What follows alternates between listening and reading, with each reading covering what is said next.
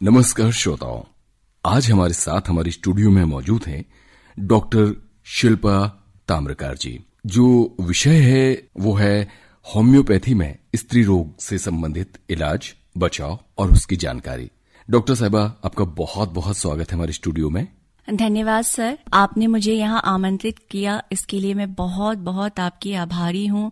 और मुझे लगता है कि आज के इस वार्तालाप के बाद जो है बहुत सारे लोगों को और हमारी महिला मित्रों को ये समझ में आएगा कि होम्योपैथी किस तरह से उनके प्रॉब्लम्स में उनके लिए एक सच्ची साथी, उनकी सच्ची सहेली बन सकती है। स्त्रियों से संबंधित जितने भी रोग हैं, आजकल लगातार उनमें वृद्धि होती जा रही है। उन रोगों में होम्योपैथी का क्या किरदार होता है? जी हाँ सर, ये आपने बिल्कुल सही कहा कि आज के समय में जो स्त्री रोग है वो बहुत तेजी से बढ़ते जा रहे हैं। खासकर PCOD, PCOS, vaginal infection, endometriosis, adenomyosis, fibroid and infertility, ये सारी समस्याएं बहुत तेजी से बढ़ रही हैं। और इसका मुख्य कारण जो है, कहीं ना कहीं हमारी जो जीवन शैली है उसमें जो बदलाव आ रहा है, हमारी जो भागदौड़ भरी लाइफ है जिसके कारण आजकल फिजिकल एक्टिविटी कम होती जा रही है, तनाव और स्ट्रेस जो है बढ़ता जा रहा है, और हमारी व्यस्तता इतनी है कि हम अपने खाने पीने पर भी जो है ध्यान नहीं दे पा रहे हैं। इंस्टेंट फूड चाहिए, हम जंक फूड की तरफ बढ़ रहे हैं, वेस्टर्नाइजेशन की तरफ बढ़ रहे हैं, जिसके चलते जो है ये सारी समस्याएं बढ़ रही हैं। और कहीं ना कहीं जो महिलाओं का हार्मोनल सिस्टम है वो बहुत ज्यादा अफेक्टेड हो रहा है, और यही सब कारणों से ये सारी समस्याएं बहुत तेजी से बढ़ती जा रही हैं। कारण बहुत सारे हो गए, बीमारियां भी बढ़ रही हैं। ऐसे में होम्योपैथी का महिलाओं से संबंधित जो बीमारियां हैं उनमें कैसे इलाज किया जाता है, और क्या हर महिला के लिए अलग इलाज होता है, और क्या क्या होते हैं, थोड़ा सा बताएं हमें। ये आपने बहुत अच्छा क्वेश्चन किया सर, क्योंकि ज्यादातर लोगों को जो है होम्योपैथी के बारे में, ना ही हमारी महिला मित्रों को इतना पता है कि होम्योपैथी किस तरह से काम करती है। तो उनकी जो भी समस्याएं हैं, खासकर जो भी समस्याएं पीरियड से रिलेटेड है, उनके हार्मोन से रिलेटेड है, जैसे कि पीसीओडी है या वेजाइनल इन्फेक्शन है या जो पीआईडी की प्रॉब्लम्स आजकल बहुत ज्यादा होती है, इन सब में होम्योपैथी जो है बहुत अच्छा काम करती है। और वो इसलिए क्योंकि होम्योपैथी जो है एक प्राकृतिक चिकित्सा पद्धति है जी। इसमें जो है हम बीमारी का इलाज इस तरह से करते हैं कि जो भी पेशेंट हमारे पास आते हैं उनकी हम प्रॉपर जो है केस टेकिंग करते हैं। पहले हम उनका केस लेते हैं, फिर हम समझते हैं कि एक्चुअल में उनकी प्रॉब्लम्स कहाँ पर हैं, उनके इमोशनल रीजंस क्या क्या हैं। क्योंकि हर व्यक्ति में ये देखा गया है कि कहीं ना कहीं जो समस्या है वो पहले उनके भावनात्मक लेवल पर, उनके मानसिक लेवल पर चालू होती है। जैसे कि आज की हमारी लाइफ स्टाइल है, जो तनाव से हम गुजर रहे हैं, जिस तरह का प्रेशर हमें फेस करना पड़ रहा है, चाहे वो वर्किंग वुमेन हो, चाहे हाउस वाइफ हो, घर की महिला है तो उसे बच्चों का टेंशन है, घर परिवार की चिंता है, अगर वर्किंग मदर है तो उसको जो है बाहर का भी देखना है, घर का भी देखना है, जॉब की प्रेशर है, कंपटीशन बहुत ज्यादा बढ़ गया है। तो ये जो सारी समस्याएं हैं, इसमें कहीं ना कहीं जो हमारा मॉडर्न मेडिकल सिस्टम है वो इनको डील नहीं कर पाता है। वो सिर्फ आपके लक्षणों का इलाज करता है। जैसे आपको पीसीओडी में पीरियड्स नहीं आ रहे हैं तो आपको ऐसी मेडिसिन दे दी जाती है जिससे आपके पीरियड्स आने लगे, लेकिन उनका साइड इफेक्ट हम सबको पता है कि उनके साइड इफेक्ट्स कितने हैं। अगर हम रेगुलर बेसिस पे वो मेडिसिन लेते हैं तो हमारा वेट बढ़ता है, हमारे बॉडी में अनचाहे बाल आने लगते हैं, हमारा स्लीप पैटर्न डिस्टर्ब होता है, मूड्स जो है हमारे डिस्टर्ब रहते हैं। लेकिन अगर इसके बदले आप किसी होम्योपैथिक डॉक्टर के पास जाते हैं तो वो आपकी जो है जब केस टेकिंग करेगा तो वो सारी समस्याओं को समझेगा और ये जानने की कोशिश करेगा कि आपका प्रॉब्लम कहाँ पर है। अगर आप एक हाउस वाइफ हैं तो आपको किस लेवल पर जो है चीजें फेस करनी पड़ रही है, कहाँ पर आपको जो है भावनात्मक रूप से ठेस पहुंच रही है, कहाँ पर आपको हर्ट हो रहा है, और किस कारण से आपकी बॉडी ने ये डिसीजन लिया है कि आपको ये समस्या हो, चाहे वो पीसीओडी हो, चाहे इन्फेक्शन हो, चाहे फाइब्रॉइड हो, और फिर उस पर जो है वो अपनी मेडिसिन को प्रिस्क्राइब करेगा। और जब ये वेल सिलेक्टेड होम्योपैथिक मेडिसिन दी जाएगी पेशेंट को, तो जो उसकी प्रॉब्लम है, ना केवल उसके साइकिल्स रेगुलर होंगे, उसके मूड्स भी अच्छे रहेंगे, उसका वेट नहीं बढ़ेगा, और होम्योपैथी की ये बहुत खास बात है ना कि ये साइड इफेक्ट्स नहीं क्रिएट करती है। जी। इसकी अवधि कितनी चलती है इलाज की? किसी भी इलाज के लिए एक औसत अवधि यानी कितने महीने तक वो दवा चलती है? थोड़ा सा इसके बारे में बताएं। बिल्कुल, जैसे कि आपको अगर केवल इन्फेक्शन है, जैसे नॉर्मल पीआईडी है या छोटा मोटा प्रॉब्लम है, पीरियड्स इरेगुलर हैं या पीरियड में आपको पेन हो रहा है, तो उसके लिए समय अवधि जो है कम रहेगी, मतलब 15 डेज टू 1 मंथ। लेकिन वहीं आपको अगर पीसीओडी है, पीसीओएस है, फाइब्रॉइड है, इंडोमेट्रियोसिस है, ये सारी समस्याएं जो है एक सिस्टमैटिक, मतलब एक पूरा का पूरा आपका सिस्टम जो है इन्वॉल्व हो चुका है। तो अब हमको यहाँ पर पूरे सिस्टम को करेक्ट करने के लिए समय चाहिए जी। और ये समय जो है डिपेंड करता है कि आपकी प्रॉब्लम को कितना समय हुआ है। अगर आपकी प्रॉब्लम रिसेंट की है, मतलब आपको अगर विद इन 1 ईयर ये प्रॉब्लम है, तो आपका सॉल्यूशन भी जल्दी होगा, मतलब विद इन 3 मंथ्स आपको जो है पूरा आपका प्रॉब्लम सॉल्व हो जाएगा। लेकिन यही प्रॉब्लम अगर आपकी सालों से है, मतलब कई बार ऐसा होता है पेशेंट 5 साल 10 साल बाद जो है होम्योपैथी में आते हैं, तो फिर प्रॉब्लम उसका ड्यूरेशन बढ़। एक समस्या जो देखने में आती है कि इन सारी बीमारियों में स्वच्छता का बहुत हाथ होता है। इसके बारे में थोड़ा प्रकाश डालें कि आप बताएं कि कैसे वो स्वच्छता का ख्याल रखें और कैसे खान पान रखें वो, जिससे कि इन समस्याओं से बच सकें। ये बहुत इम्पोर्टेंट क्वेश्चन है, क्योंकि खासकर हाइजीन के लेवल पर जो है ग्रामीण क्षेत्र में इतना ध्यान नहीं दिया जाता है। और ग्रामीण क्षेत्र ही क्यों, आज भी हमारी जो मिडिल क्लास या लोअर क्लास सोसाइटी है, जहां पर महिलाओं को पीरियड्स अगर ज्यादा हो रहा है, मतलब उनकी ब्लीडिंग अगर ज्यादा है, तो वो पैड के बजाय जो है कपड़ा यूज करना प्रेफर करती हैं।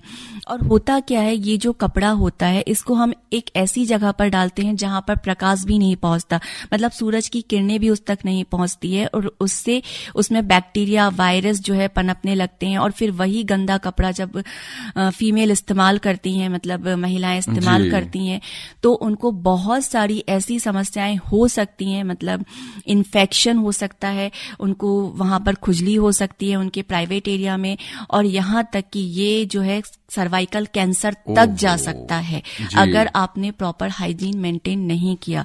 यानी तो श्रोताओं, अगर आपने स्वच्छता का ध्यान नहीं रखा तो ये समस्या आगे चलकर कैंसर का भी रूप रख सकती है। जी बिल्कुल, क्योंकि अभी कुछ समय पहले तक हमारा जो देश है, भारत देश, इसमें ब्रेस्ट कैंसर और यूटेराइन कैंसर से भी ज्यादा जो है महिलाओं में सर्वाइकल कैंसर बिल्कुल देखा जाता था। और उसका सबसे बड़ा कारण यही था, गंदा कपड़ा, ऐसा कपड़ा जिसको जो है धूप भी नहीं लग रही है, और जो अनहाइजीनिक कंडीशंस हैं, प्रॉपर सफाई नहीं रखना, ध्यान नहीं रखना, इसकी वजह से। और एक और रीजन है अनप्रोटेक्टेड सेक्स जी, ये भी बहुत बड़ा कारण बनता है कि जो है उसके समय हम ध्यान नहीं देते हैं कि हमें किस तरह से हाइजीन को मेंटेन करना है जी। तो वो भी सर्वाइकल कैंसर का बहुत बड़ा कारण बनता है। अच्छा, ये सारी वजहें हो जाती हैं जो महिलाओं को ध्यान रखना चाहिए।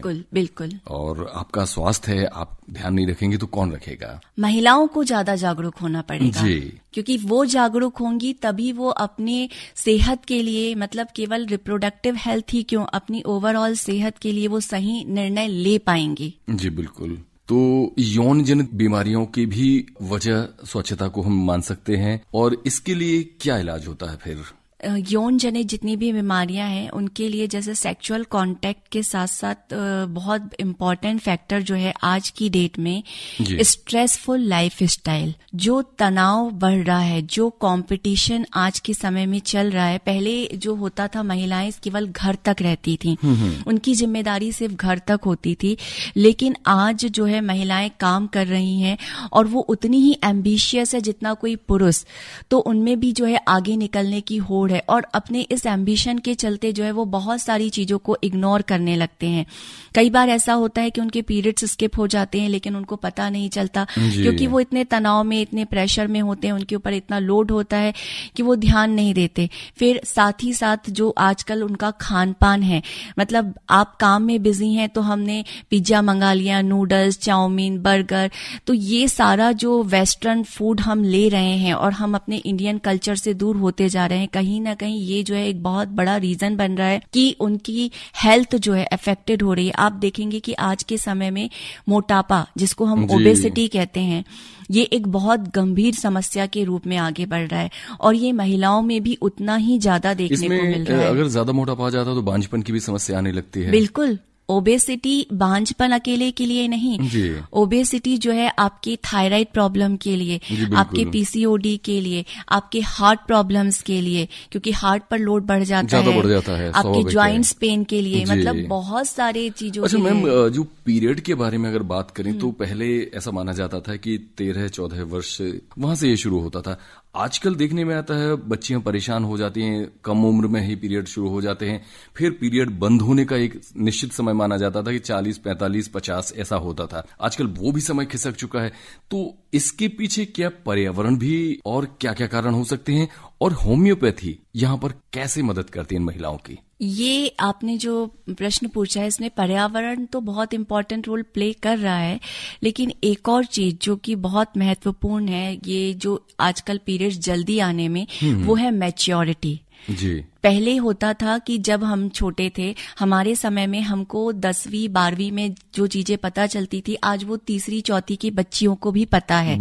और ये अवेयरनेस कहीं ना कहीं सोशल मीडिया के कारण आई है। आजकल बच्चे अपना ज्यादा से ज्यादा टाइम जो है कंज्यूम करते हैं मोबाइल फोन्स पर। उनके पास सारी जानकारियां जो है उनके हाथों पर है, और जो हमारी जनरेशन है अब वो काफी एडवांस हो गई है। मतलब उनको जो है उनका माइंड पहले से ज्यादा शार्प हो गया है, वो बहुत जल्दी चीजों को ग्रास्प कर लेते हैं। इससे ये हो रहा है कि मेंस्ट्रुएशन का हमेशा से जो कनेक्शन था वो आपके मैच्योरिटी से था। आप जितने जल्दी बड़े होंगे, जितना जल्दी जो है आप चीजों को समझने लग जाएंगे, उतने जल्दी आपके पीरियड्स आते थे। तो जो पीरियड्स पहले 14, 15, 13 साल की एज में आते थे, आज वो इवन 10, 11 नहीं 9 साल की उम्र में भी बच्चियों को आने लगे हैं। पर होता क्या है कि वो दिमाग से तो परिपक्व हो गए हैं, लेकिन उनका शरीर उसके लिए तैयार नहीं होता है। और फिर जब ऐसे कंडीशन में पीरियड्स आते हैं तो उनको ये लगता है कि ये क्या अनवांटेड चीज उनके सामने आ गई है अचानक से, क्योंकि हमने उनको ये जानकारी पहले से नहीं दे के रखी है। तो ये हर माँ का और इवन सोसाइटी का फर्ज है कि स्कूल में भी ये एजुकेशन देनी चाहिए कि आजकल जो है पीरियड्स के बारे में बच्चियों को 8 साल 9 साल की उम्र से बताना चालू कर देना चाहिए, ताकि वो इसके लिए तैयार रहें। जी। और मीनोपॉज की एज इसलिए कम होती जा रही है क्योंकि जैसा कि मैंने अभी कंपटीशन के बारे में बात की थी कि पहले महिलाएं एम्बिशियस नहीं होती थी, उनका कोई ईगो, खुद का सेल्फ ईगो नहीं होता था। उन्हें पता था कि उन्हें सिर्फ घर तक ही अपना काम करना है। लेकिन आज वो बाहर निकलकर काम कर रही हैं, जॉब कर रही हैं, कंपटीशन बढ़ रहा है। तो उसमें क्या होता है कि स्ट्रेस जो बढ़ता है वो आपके दिमाग पर प्रेशर क्रिएट करता है, आप तैयार नहीं होते हैं। अच्छा, प्री मेनोपॉज का भी कोई इफेक्ट पड़ता है महिलाओं के मूड पर या महिलाओं के शारीरिक दशाओं पर? बहुत ज्यादा इफेक्ट पड़ता है। अगर आपका ओवेरियन रिजर्व किसी भी महिला का 30 के बाद खत्म होने लगता है, ये बहुत इंपॉर्टेंट होता है क्योंकि हमारी ओवरीज जो एक हार्मोन रिलीज करती हैं ओएस्ट्रोजन करके, वो आपके मूड्स को, आपके ज्वाइंट्स को, मतलब आपके ज्वाइंट्स में जो कैल्शियम है, उनकी जो स्ट्रेंथ है, वो उस ओएस्ट्रोजन हार्मोन की वजह से। ओएस्ट्रोजन हार्मोन इवन आपके हार्ट को प्रोटेक्ट करता है। तो बहुत सारे ऐसे जो रोल प्ले करता है ओएस्ट्रोजन हार्मोन, वो अगर आपका मीनोपॉज जल्दी आ गया है, आपके पीरियड्स बंद हो गए हैं, तो वो ओएस्ट्रोजन हार्मोन का लेवल एकदम से डाउन हो जाएगा और आपको जो है बहुत जल्दी ये सारी समस्याएं, ज्वाइंट्स पेन हो सकता है, आपको ऑस्टियोपोरोसिस हो सकते हैं, मतलब आपकी हड्डियां जो है नष्ट होना चालू हो जाएंगी, मूड स्विंग्स होने लगता है, आप जो है चिड़चिड़ाने लगते हो, डिप्रेशन हो सकता है आपको उसकी वजह से, और आपको जो है हार्ट प्रॉब्लम्स के चांसेस भी बढ़ जाएंगे। अच्छा डॉक्टर साहबा, एक समस्या जो ज्यादातर देखने को मिलती है महिलाओं को, लड़कियों को, जब पीरियड आते हैं तो दर्द असहनीय होता है, तो कई लड़कियां पेन किलर खा लेती हैं। कई बार यात्रा में जाना होता है तो वो पहले से भयभीत होने लगती हैं कि अब पीरियड आ जाएंगे इस दौरान, तो फिर वो पीरियड रोकने के लिए मेडिसिन ले लेते हैं। इन दवाओं का उनके शरीर के ऊपर और उनके पीरियड के ऊपर क्या असर पड़ता है, और कुछ ऐसे घरेलू उपाय भी बताएं कि पीरियड के दौरान अगर महिलाएं वो अपना लें। मान लीजिए कई बार कोई दादी नानी से कहते सुना था कि चाय पी लिया करो, तो शायद दर्द कम होता है। तो ऐसे कौन से उपाय हैं जो घरेलू उपाय जो होम्योपैथी भी उसको सहमति जताती है कि वो अपना लें तो ये समस्या से निजात मिल सकती है? ये जो पीरियड्स के पेन है पहले ये कम होते थे, लेकिन आजकल जो इसको DUB कहते हैं, डिस्फंक्शनल यूटेराइन ब्लीडिंग, जो क्रैम्प्स हैं ये बहुत ज्यादा होने लगे हैं। और आज की डेट में ऐसा हो गया है कि हम मेडिकल स्टोर से आसानी से जाके पेन किलर्स ले लेते हैं, या फिर गायनी के पास आप गए, उन्होंने आपको एक बार के लिए मेडिसिन दी, हमें पता चलता है बाद में कि वो मेडिसिन हम कंटिन्यूअसली लेना चालू कर देते हैं। हर महीने जब भी पीरियड्स आए तो जो बच्चियां हैं वो उसके लिए पेन किलर्स लेती है, लेकिन इसका साइड इफेक्ट बहुत ज्यादा है। मतलब इतना ज्यादा है कि ये आपके पीरियड्स को तो डिस्टर्ब करेंगे ही करेंगे, आपके पूरे के पूरे हार्मोनल सिस्टम के साथ छेड़छाड़ करेंगे और आपको जो है इन्फेक्शन के चांसेस बढ़ सकते हैं, आपको वेजाइना में जो है प्रॉब्लम्स हो सकती हैं। इवन कई केसेस में अगर आप कंटिन्यूअस बेसिस पर ये लेते हैं तो आपकी किडनी पर भी इफेक्ट पड़ता है।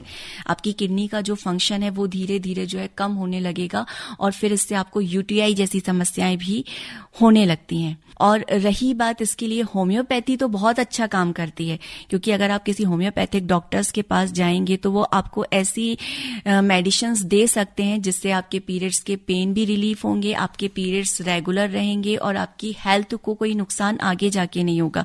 लेकिन अगर थोड़ी बहुत प्रॉब्लम है तो उसमें आप कुछ घरेलू नुस्खे जैसे इस्तेमाल कर सकते हैं, जैसे कि एक तो हॉट पैड या हॉट वाटर बॉटल जो है, जब भी आपको क्रैम्प्स होते हैं तो आप उसका यूज कर सकते हैं। दूसरा, अजवाइन का पानी जो है, आप अजवाइन को उबाल कर रख लीजिए और अजवाइन के पानी को जो है आप सिप करके पी सकते हाँ हैं। सिप करके पी सकते हैं। और साथ ही साथ जो चाय होती है आप वो ले सकते हैं, जो हमारी काढ़े वाली चाय जिसको हम कहते हैं वो ले सकते ब्लैक टी हैं। भी काम कर सकती है। यस, और एक कच्ची हल्दी होती है जी। कच्ची हल्दी को आप पानी में जो है उबालकर उसमें हल्का सा काली मिर्च जो होती है वो डाल लें, तो ये एक बेस्ट एंटीऑक्सीडेंट होने के साथ साथ आपके पेन को भी जो है बहुत हद तक कम करती है। चलते चलते डॉक्टर साहिबा, एक ऐसा अहम सवाल है गर्भाशय का। आजकल देखने में आ रहा है कि ज्यादातर महिलाओं को गर्भाशय निकालने के लिए कहा जाता है, ये क्यों? ये क्वेश्चन आई थिंक आज का सबसे महत्वपूर्ण क्वेश्चन है, क्योंकि as a human, as a doctor हम इनसेंसिटिव हो गए हैं कि अगर एक महिला सिर्फ एक छोटी मोटी समस्या आपके सामने लेकर आ रही है कि हाँ उसको पीरियड्स में प्रॉब्लम हो रही है, या उसके जो पीरियड्स है वो हर 15 दिन में आ रहे हैं, उसको ब्लीडिंग कंटिन्यूअस बनी हुई है, या उसकी बच्चेदानी में थोड़ी बहुत गांठें हो गई हैं, तो हमारे पास सिर्फ एक ही सॉल्यूशन होता है कि अब तो आपके बच्चे हो गए हैं ना, अब तो आपको बच्चेदानी की क्या जरूरत है, एक काम करते हैं हम इसे निकाल देते हैं और सर्जरी के द्वारा उसे निकाल दिया जाता है। पर ये नहीं सोचा जाता है कि उसकी वजह से उसकी हेल्थ पर क्या इफेक्ट पड़ेगा। मैंने बहुत सारे ऐसे केसेस देखे हैं मेरी क्लिनिक में जहां पर बच्चेदानी को निकालने के बाद भी उनके प्रॉब्लम सॉल्व नहीं हुए, बल्कि उनके प्रॉब्लम्स बढ़ गए। ऐसा भी? हाँ, उन्हें कंटिन्यूअसली जो है बैक पेन की शिकायत रहने लगी। कई महिलाओं का जो पेट है वो निकल गया, उनका वजन जो है तेजी से बढ़ गया, बहुत सारे के ज्वाइंट्स पेन जो है उनके ऑपरेशन के बाद चालू हुए।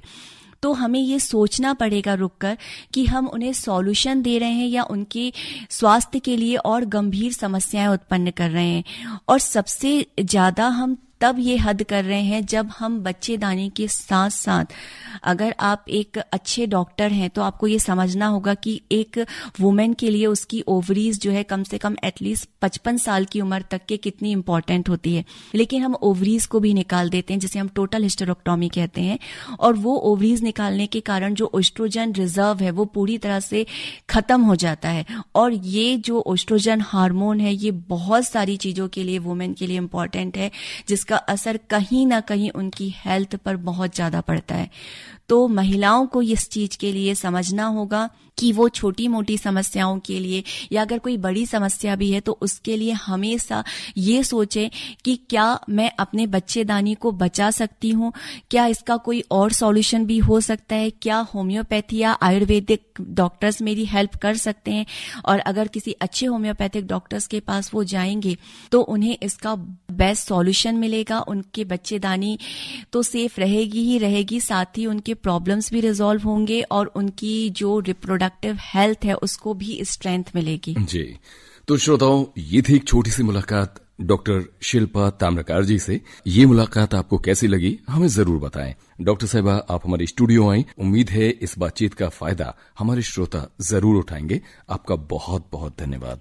धन्यवाद सर, आपने मुझे यहाँ बुलाया, मैं इसके लिए बहुत बहुत आभारी हूँ। और आज का ये हमारी चर्चा है, ये सभी तक पहुंचनी चाहिए। और मैं महिला मित्रों से यही कहना चाहूंगी कि उनके स्वास्थ्य की जिम्मेदारी उनकी भी है।